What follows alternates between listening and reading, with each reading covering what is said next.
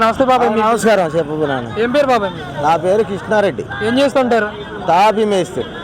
Right. ఏంటి ఎలా ఉంది బాబాయ్ ఈ రోజు? మీ పనులు అన్ని సక్రమంగానే ఉన్నాయా? ఒక రోజు పని చేస్తే 10 రోజులు పని లేదు. ఏమని? ఎందుకని?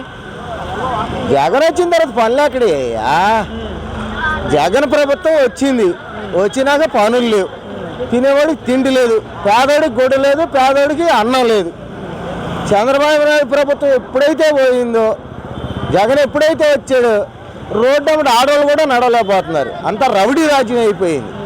ఈ ఎక్కడ దొరకట్లేదు, కూడు కూడా దొరకట్లేదు. ఒక్కరోజు పని చేస్తే 10 రోజులు పస్తులు. ఈ ఒక్కరోజు తీసుకెళ్లేదానికి వీళ్ళందరినీ ఎతికేదానికి ఉసిగి తీసుకెళ్ళి వాళ్ళు అమ్ముకుంటున్నారు బ్లాక్లో. మనకి రావట్లేదు. కనీసం ఆటోవాడికి 10,000, కూరగాయలోడికి 10,000, సాగలోడికి 10,000, రోడ్డు అంట పెట్టినోడికి 10,000, కొట్టు పెట్టినోడికి 10,000. మరి టాపీ పని చేసేవాడికి ఏమి ఇచ్చారు? ఏమిచ్చాడు చెప్పమను. మరి అది కూడా టాప్ పని చేసేవాడు గురించి పోవాలండి. అసలు ఈ ప్రపంచంలో టాప్ పని చేసేవాళ్ళు ఎక్కువ, ఈ వ్యాపారాలు చేసేవాళ్ళు. రోడ్డు అమ్మట ఏదో చిల్లర కొట్టు పెట్టుకుంటానని చెప్పేసి ఇలా ఏదో కొట్టు పెట్టేసి ఓ 200 రూపాయలు కూరగాయలు కొనుక్కొచ్చేసి ఆడ పెట్టేసి దానికి ఫోటో తీసేసి వీడియో 10,000 రూపాయలు ఇచ్చేస్తున్నారు. ఆ తర్వాత ఎత్తేస్తున్నాడు ఆడు. మరి మా పరిస్థితి ఏంటి? ఒకరోజు పని చేస్తే మా పెళ్ళాం బిడ్డలు పస్తులు ఉండాలి. మరి నాకు 9 మంది ఆడపిల్లలు. మరి నేను ఎట్ట బతకాలి? నా భార్య చచ్చిపోయి 22 సంవత్సరాలు. మరి నేను ఆడపిల్లలు వేసుకుని ఎట్ట బతకాలి? ఇల్లుకి రాస్తే 10 సార్లు రాసే ఇల్లుకి ఇల్లు ఇవ్వలా. ఎన్నిసార్లు పెట్టాను ఇల్లుకి, ఎక్కడైనా ప్రూఫ్లు ఉన్నాయి, ఇల్లు ఇవ్వాలా. అర్థమవుతుందా?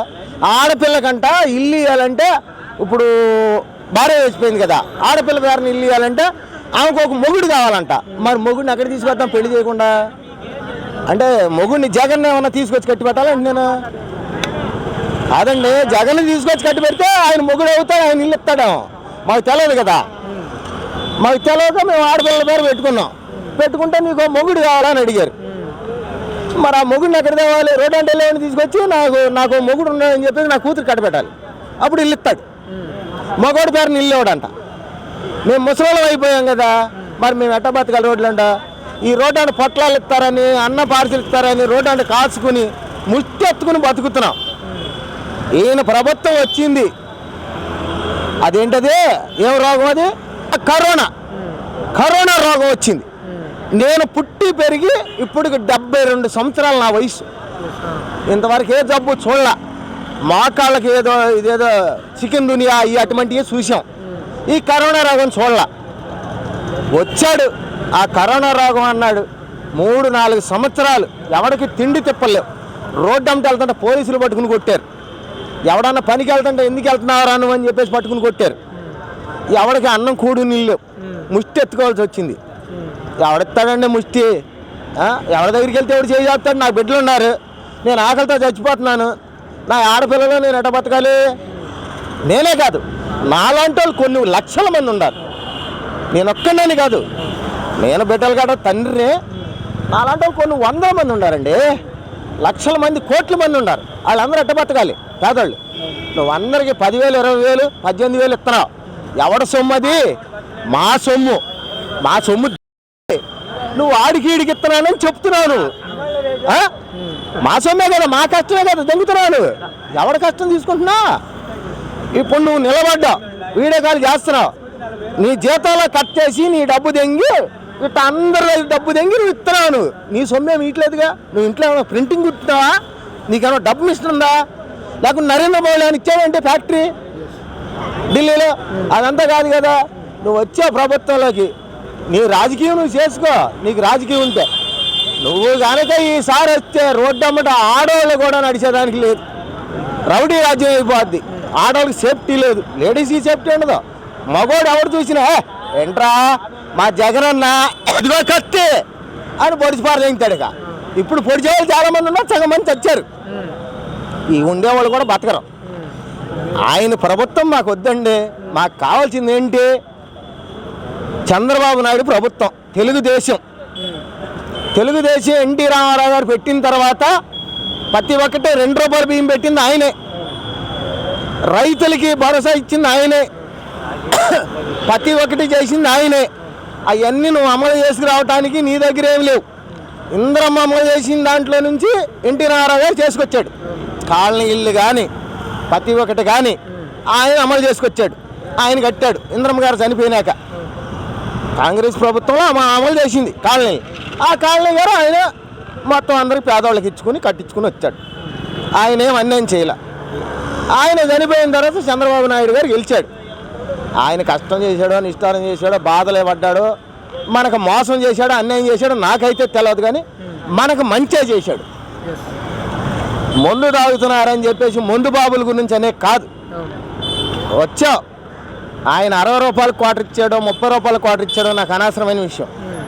వచ్చావు కనీసం తాగుబోతోళ్ళు ఎంతోమంది ఉన్నారు ప్రపంచంలో. 3 వంతులు వాళ్ళే ఉన్నారు, 1 వంతు మాత్రమే నీతికి అలవాళ్ళు ఉన్నారు. 100%లో 75% వాళ్ళు ఉన్నారు, 25% వీళ్ళు ఉన్నారు. ఏం చేసావు? ఆధార్ కార్డులు ప్రూఫ్లు పెట్టి మీ భార్య బిడ్డలకి నేను సగం అకౌంట్ వేస్తాను 250 క్వార్టర్ పెడతాను అన్నావు. అది అయిపోయింది. ఏళ్ళు పెట్టాలన్నావు, 90 వేలు అన్నారు, అది అయిపోయింది. చివరాకారికి క్వార్టర్ 200 300 అని చెప్పారు, అది అయిపోయింది. ఏదో తాగుబోతాడు తాగుతారు. ఇవాళ కొత్తగా తాగట్లేదు కదా, వాళ్ళు ఎప్పుడో పుట్టిన కానుంచి తాగుతున్నారు. నాలాంటి వాడు ఏం చేస్తాడు? ఇప్పసారా అమోనిసారా బట్టిసారా కాపుసారా కానుంచి తాగుతున్నాం మేము, కొత్త తాగట్లా. ఇవాళ నువ్వు వచ్చి మందు తాగొద్దు నువ్వు బాగుండంటే ఎక్కడి నుంచి ఉండాలి? మేము ముందు తాగితే చచ్చిపోతాం, బతకం. మందు ఉంటేనే బతుకుతాం, మందు లేకపోతే చచ్చిపోతాం. మేము బతకం. ఎందుకంటే మా ఆర్ట్ అటువంటిది. ఆ మందు పడితేనే నరాలు పనిచేస్తాయి. మరి నాణ్యమైన మద్యం ఉంది ఈరోజు రాష్ట్రంలో. అది అంతా మనం అనకూడదు, డూప్లికేట్ నాణ్యం ఇదంతా వద్దు. మనకి కావాల్సింది ఏంటి? మంచి ప్రభుత్వం, మంచి నాయకుడు, మంచి రాజ్యం, ప్రజలకి మంచి వ్యక్తి, మనల్ని పాలించేవాడు, మనల్ని చూసేవాడు. ఆయన పండగకి ఖర్చులు తీసుకొచ్చి ఇంటికి ఇచ్చేవాడు చంద్రబాబు నాయుడు గారు. నువ్వు ఇచ్చేదేంటి? డబ్బు ధనం ఇస్తున్నావు. ఎక్కడిది? ఆ డబ్బు ధనం మాదే. ఆ డబ్బు తెంగి ప్రజలకు ఇస్తున్నావు. ఎవరికి ఇస్తున్నా? ఇప్పుడు ఏమన్నా నేనేదో ఇచ్చేస్తున్నాను చేసేస్తున్నాను నాకు ఓట్లు వేయండి అని ఇంటింటికి తంబేపించుకున్నావు. ప్రతి ఒక్క ఇంటికి పంపుతావు. ఇప్పుడు నువ్వు నేను చెప్తున్నా పబ్లిక్గా, అప్పుడు ప్రతి ఒక్క ఇంటికి నువ్వు వారంటీలు పంపుతావు, తంబేపిస్తున్నావు. ఆ తంపులో కనుక నీకు ఏదైనా తేడా వచ్చిందని చెప్పేసి ఓటు అక్కడ కొట్టేస్తావు, అంతే కదా? దొంగ ఓట్లు. ఇంకా అంతకు మించి ఏం చేయలేవు నువ్వు. ఉండే చెప్తున్నావు నేను పబ్లిక్గా, నువ్వు ఎక్కడైనా చూసుకో. నేను విషయం ఏంటంటే ముందే జాగ్రత్త పడుతున్నావు నీ సేఫ్టీ కోసం, కానీ అది కాదు పద్ధతి. వెళ్ళేటప్పుడు ప్రజల బాధలేంటి, ప్రజల కష్టాలేంటి, వాళ్ళు ఎట్ట బతుకుతున్నారు, వాళ్ళు ఎట్టున్నారు, పేదవాళ్ళు కష్టమవుతుంది. తోదాడు 4-5 ఇల్లు ఉండేవాడికే ఇల్లు ఉంది. మాలో ఎవరికన్నా ఇల్లుందా? చూపించండి. ఎవరికన్నా ఇల్లుందా? ఇచ్చావా? వాడికి 4 ఇల్లు ఉన్నాయి, వాడికి ఇల్లు ఇచ్చావు, వాడికి రాచావు, వాడికి డబ్బు కట్టిస్తున్నావు, వాడి దగ్గర చలాయి తింటున్నారు, వాడి దగ్గర ఏంటి లంచం తీసుకుంటున్నారు. మరి మా పరిస్థితి ఏంటి? మా బిడ్డల పరిస్థితి ఏంటి? ఇది కాదు పద్ధతి. అసలు నువ్వు ప్రభుత్వంలోకి రావాల్సినంత అవసరం లేదు. ఎందుకో తెలుసా? నేను విమర్శించట్లేదు, నీకు రాజకీయం గురించి తెలియదు. ఒక్క విషయం చెప్తున్నా, నీ కుర్రతనానికి నీకు రాజకీయం గురించి అసలు తెలియదు. ఇది కూరగాయల మార్కెట్లో కుళ్ళిపోయిన వ్యాపారం. ఇది నీకు తెలియదు. ఏదో ఎమ్మెల్యేలు కొనటం, ఎమ్మెల్యేలు వేసుకుని ప్రభుత్వం గెలవటం, ఓట్లు దొంగోట్లు వేసుకుని ప్రభుత్వానికి గెలవటం, ఇది కాదు గొప్పతనం. మెయిన్ పాయింట్ ఏంటి? ప్రజలు ఏంటి, ప్రజల పరిస్థితులు ఏంటి, ప్రజల బాగోగులు ఏంటి, అది చూడు. పేదోళ్ళు ఎవరు, ఉండవాడు ఎవడో, ఇది చూడు. డబ్బు ఏదో మార్చేసాను, ధనం మార్చేసాను. నరేంద్ర మోడీ గారు వాడింట్లో డబ్బు ఉంది, వీడింట్లో ధనం ఉందని కొట్టేశారు. అది కాదు. ఉంటుంది బ్లాక్ మనీ, ఎవడోడు చేస్తూ ఉంటాడు. వాడు బిజినెస్ ఏంటంటే వాడి వ్యాపారం, కడుపాత్రమే. ఎవడు చేసినా చచ్చిపోయేటప్పుడు ఎవడో 1 రూపాయి ఎత్తుకెళ్ళాడు, మళ్ళీ మట్లో కలిసిపోవటం. ఒక్క బంగారు బొంగరం కూడా మెల్ల చేయని కూడా ఎత్తుకెళ్ళావు. నీ బొచ్చు నీ బట్టలు తప్పితే ఏం వెళ్ళదు గుంతలోకి. నీ తెలుసుకుని ఏ రోజైతే నువ్వు సీఎం అవ్వక్కర పని లేదు, మామూలు పదవిలో ఏదైనా పదవిలో ఉండి ఇవన్నీ ముందు తెలుసుకో. డబ్బు కాదు మెయిన్. నీకు కొన్ని వేల కోట్లు మిలియన్స్ డాలర్స్ ఉన్నాయి నీకుండే ఆస్తిలు. మాకు తెలుసు ఆ ఆస్తిలు ఏంటో. బోడపుల్లో ఉంది, కనీసం లేదంటే ఈ రోజు నాడు 1,00,000 కోట్లు ఉంటుంది అది ఆ స్థలం. అటువంటి స్థలాలు కొన్ని వేల కొన్ని ఉన్నాయి నీకు. నీకు బెంగళూరులో మొత్తం ఉంది. మొత్తం ఎంత ఉందంటే అంత ఉంది ఆస్తి. బాంబేలో ఉంది, ఢిల్లీలో ఉంది, కలకత్తాలో ఉంది, ఇన్ని ప్రదేశాల్లో నీకుంది. బాంబే, ఢిల్లీ, గోవా, గోవా, నాగపూర్, గురియా, China, Haryana, Bangladesh, Hong Kong, Jaipur, Malaysia, London, Japan, Kerala, Madras, ఇన్ని ప్రపంచాల్లో నీకు ఆస్తులు ఉన్నాయి.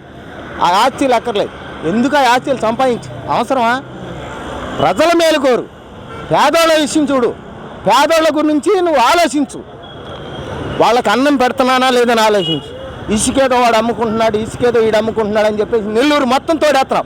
పొట్టేపాలెం కాడి నుంచి ఆ చివరి నుంచి పొట్టేపాలెం మొత్తం అంతా నాకు తెలియదు కదా, రేవు మొత్తం పొట్టేపాలెం కాడి నుంచి మొత్తం అంతా అమ్మేసుకుంటున్నాను. అర్థమవుతుందా? జొన్నాడ, పొట్టేపాలెం యువత వైపు నుంచి మొత్తం అమ్ముకుంటున్నారు. ఏదో ఆ బ్యాడ్జీలు మాత్రం 2 బ్యాడ్జీలు కట్టి, అది కాదు విషయం. ఈ పద్ధతులు ఏంటంటే పేదవాళ్ళ గురించి ఆలోచించు, పేదవాడిని ఆలోచించు.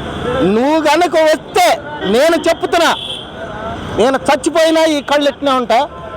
రోడ్డు అమ్మట ఆడవాళ్ళు నడిచేదానికి కూడా సేఫ్టీ ఉండదు. విషయం అది. నమస్కారం.